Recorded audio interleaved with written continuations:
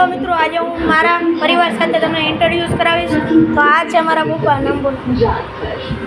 આ ભરતભાઈ નસીદ મારા પિતાશ્રી. આ મારી બેન છે શ્રુતિ ભરતભાઈ નસીદ. પછી તમને હું હજી મારી માતુશ્રીને દેખાડવા જઈ રહ્યો છું. આ મારા મમ્મી સાવિત્રીબેન ભરતભાઈ નસીદ અને હું તમારો યુટ્યુબર શ્રી પ્રયંક ભરતભાઈ નસીદ.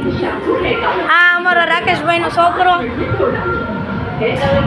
આજે હું તમને કહીશ કે મારા પપ્પાને ડ્રેગન ફ્રૂટ ખાતા હતા તે એનો સ્વાદ કેવો આવ્યો. નારિયેળ પાણી જેવો સ્વાદ.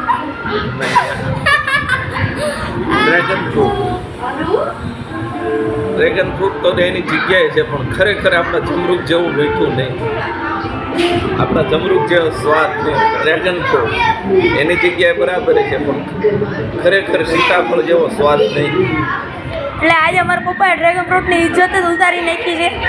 એટલે હું તમને માફી માંગુ છું કે મારા પપ્પાએ તમારા પ્રિય ફળ ડ્રેગન ફ્રૂટ વિશે આવા બે ખરાબ વાક્ય કહ્યા.